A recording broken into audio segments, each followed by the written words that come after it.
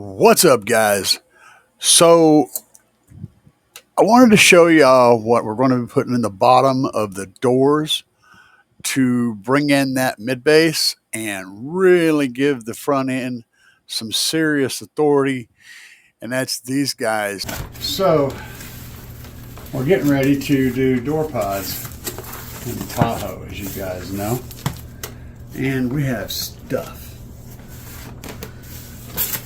Just opened the box, but I haven't pulled anything out yet. Let's get in here and have a look. See if I can pull out. This is not the correct way to do this. Okay, this is not how we're going to do it either. We're going to do it as much as the. Oh yeah, there we go. Yeah. Now, let's see here. Okay. See if we can get you guys a better view. This,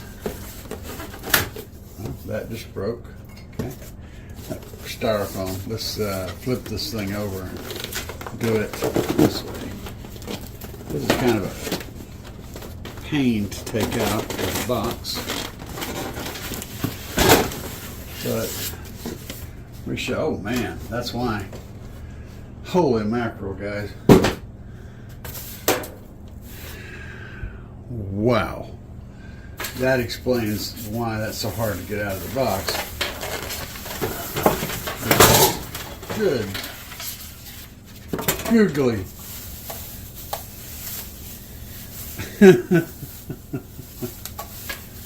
Yeah. Gonna have to really reinforce this mounting area. Holy mackerel.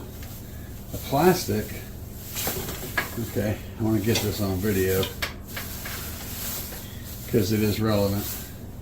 The plastic is stuck to the speaker. It's coming off, but there's a glue around in there. There's glue that's holding on to the plastic. I'll have to check out on that. But we keep our unboxings and our reviews very real, so this is impressive though. Holy mackerel, guys. Look at the magnet on this thing. This is a 10. That's a solid 8 inches of motor with a massive cooling port on it. This thing is ginormous and very, very serious. And the spider is pretty stiff, but there's a lot of movement here. And this, I don't know if you guys are not. Y'all are looking the wrong direction. What the hell's wrong with you? Look at this. And a lot of movement in this. But I don't know about this whole sticky business. I'm wondering if it's isolated to one or if all of them are this way. Why don't you flip this up here? There's multiple things going on. Though I'm missing one box. There's one thing that's not showing up yet here. And I'm not sure what the deal is on that. We'll figure that out. There's the other. Should be the other driver. Yeah. Let's see if we can get this one out and see what it looks like. See if it has the same issue as that one. I'm hoping it's not something at all. Yeah, it's stuck too, I'm pretty sure. I mean, it wasn't as stuck down, the plastic, but let's see here. See if this one's, yeah, this one's sticky as well. Plastic is stuck a little bit. It's just this whole edge is sticky. Maybe after it sets a bit with the air getting to it, it'll be fine. But it doesn't feel like it's a mechanical, like it's broken.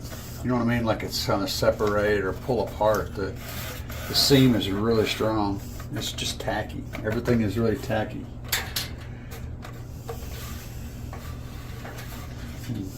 Interesting observation. But again, what a driver. Look at that. I think they're 4-inch voice coils, 3 or 4-inch voice coils, and a big massive spider under here. Look at that spider. Thing's huge. Big huge voice coil, big huge spider, big motor, very nice push terminals. I like those. These are all single 8 ohms. And look at that motor. God, that thing is massive, guys. I don't know how to get across on camera just how big that is. Hang on a second. 6.5-inch driver. Literally fits inside that motor. The motor's bigger than the whole frame of the 6.5-inch driver.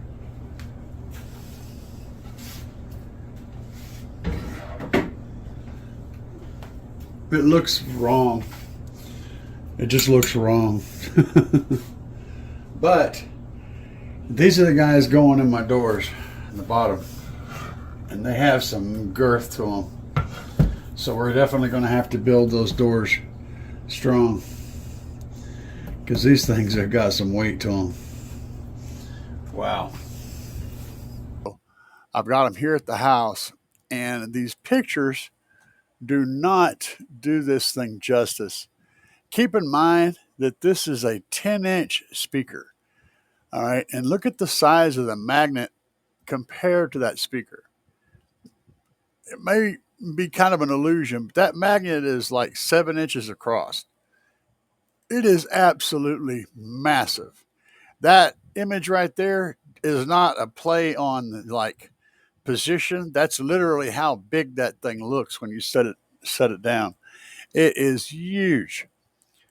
So in the process of going through these, unboxing them, I noticed that the surround right here was sticky along the edges of right along here. And so I got a hold of Alan at SLAPZ, and he informed me that they all are like that, but after they sit in the air just a little bit, that goes away.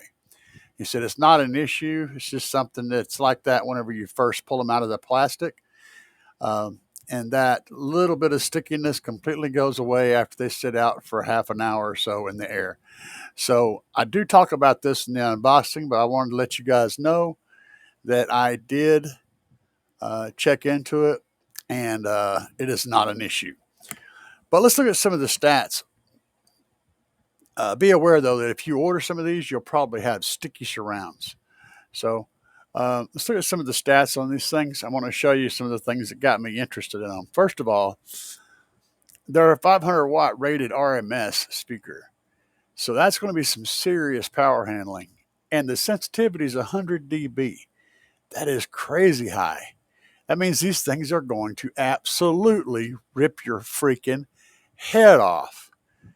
The frequency range on them is 75 hertz to 4.5 kilohertz, which is all down in the midsection, actually low mids. But the FS on them is around that too, so I probably would cross them higher if I was going to put a lot of power on them.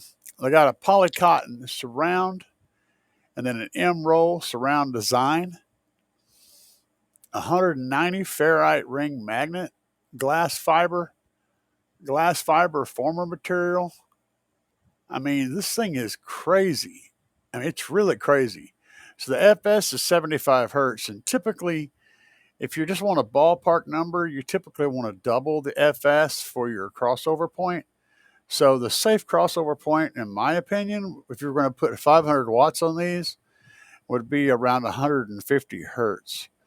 Now, the QTS on these is a 0.34, and we all know that a 0.707 is something that can play in free air without any issues. A 0.34 QTS on a subwoofer requires a pretty serious box. It's got to be in a fairly small box, and it's also so that's kind of what you would see on a subwoofer. Now, this is not a subwoofer, and it's not playing subwoofer frequencies, but A QTS this low with an FS down at 75 hertz, what that tells me is this thing is going to be loosey-goosey, is going to want to play lows really, really well, probably going to be pretty warm in the low department, and it's exactly what I'm looking for. Remember, I said I picked this specifically for these reasons, and that's kind of what I got in my brain. We'll see how this goes. Learn to read your specs because they can tell you everything about a driver. So yeah, this thing is nasty, guys. Very, very nasty. Serious, serious damn speaker.